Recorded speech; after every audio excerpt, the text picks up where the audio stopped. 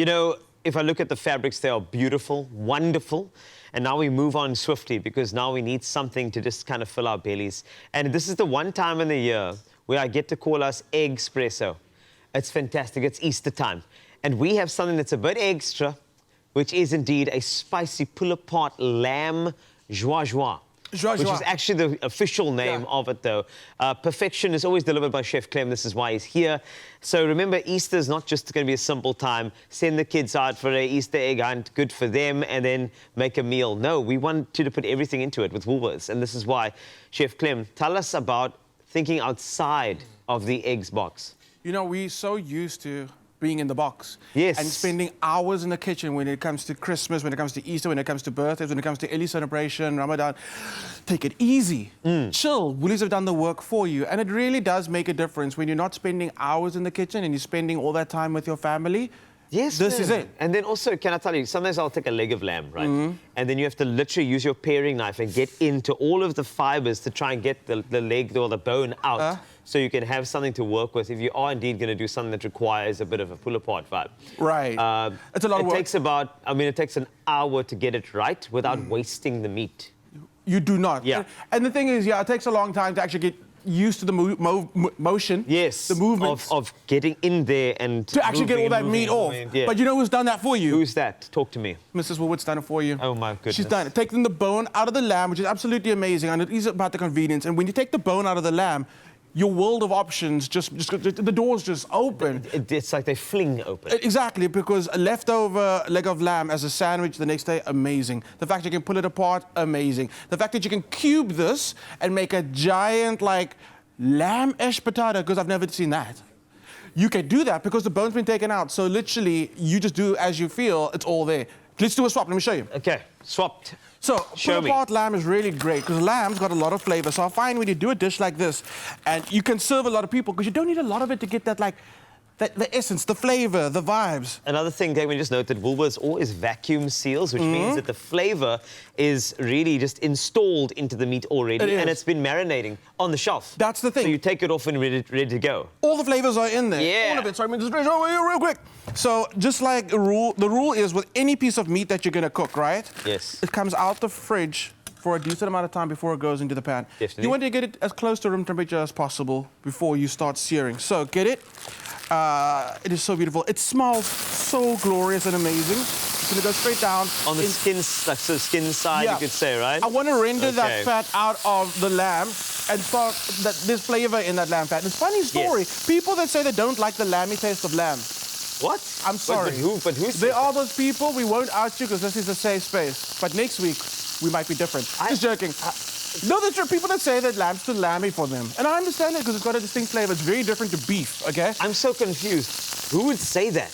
People do, my friend. People do. But I have a solution for them. What is that? What do you do? Go for a cut of lamb that doesn't have too much fat on it. Yeah. A lot of the flavor in lamb is in its fat. So if you love the flavor of lamb, you know what to go and get. Go and get those fatty cuts of lamb. The flavor is absolutely amazing. And those fattier cuts are great on the braai.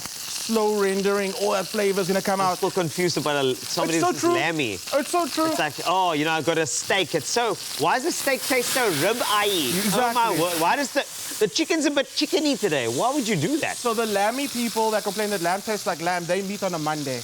And then on a Wednesday, the people that say that they don't like fish, that taste too fishy, they meet on a Wednesday. Yes, okay. There's a society for them. Okay. This makes sense. So, by browning it, yes, you get that crust, it's a bit of texture, it's a bit of extra flavor coming through the mayo. It smells so good. It smells so good. So what you're going to do is, once you get that color on there, you're going to go in with some rosemary, because now we're going to go for a braise, okay? You could do red wine, you could do stock, okay? What are we doing today? We've got red wine, so we're just going to go in with that.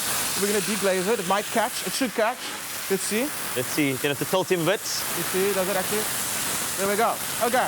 Bit of a flambe. Get your rosemary in. That's very impressive. It is. It's my favorite part of cooking. It's also nice and warm. I'm not allowed to do this at home anymore.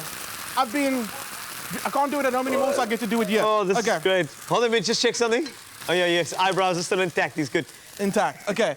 We're going to go in with some onion. We're going to go in with some it's coriander. This one? Coriander. And this one? Cumin? Cumin. I knew it. I should have just said yes. No. What's wrong with me? No. Okay, in. Coriander, Paprika goes cumin, in. Paprika. A bit of salt. Salt. Okay. Yepper. Gonna mix it all through there. A lot of salt. Actually, gonna need more salt than that, but it's fine. We'll get some Great. more. And I'm like, I don't know what it is about 2024. Like, I can't get enough of pepper. Like, a lot of pepper. Be serious with it. So I think the like, older I get, the more pepper I need. I got you. I don't know what. I don't know if it's a thing. It's but I feel the same way. It's the extra pepper in your step that you need. Pepper. That's it, there you go. That's cheese. Don't accept that. No, I will accept that. I love that. Sometimes you just assault me with these pepper puns. I do. Yeah. Anyway. All right, garlic. Okay. Just don't be sitting there. Don't be fancy. One at a time. Just in. Okay. How are we looking? What's happening? What's happening? Everything's good? Yes. Amazing. And then? Lid on. Is this Pop it cast in the iron? oven. It is. Hey. I started to ask for a friend. Go and check it out at Woolies. These are absolutely amazing. I love this. I got These are one so of those. good. Oh, you good. can do it stovetop. I just prefer putting it in the oven and forgetting about it. But I know that not everybody's going to have oven space available come Easter. True story. So stovetop is perfectly fine. Or take the whole thing, put it on the braai, forget about it.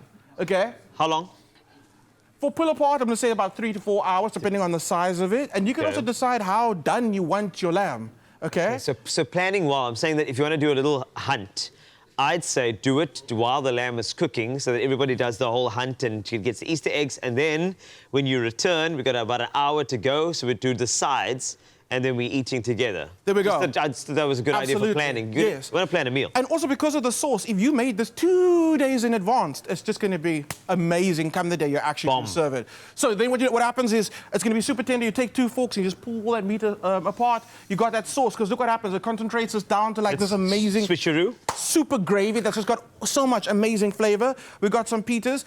What's really great is I like toasting them just like somewhere on just right here. So you get some extra flavor. Straight there. Oh, I love that. And too. you use tongs when you do this. But when you do this, another one.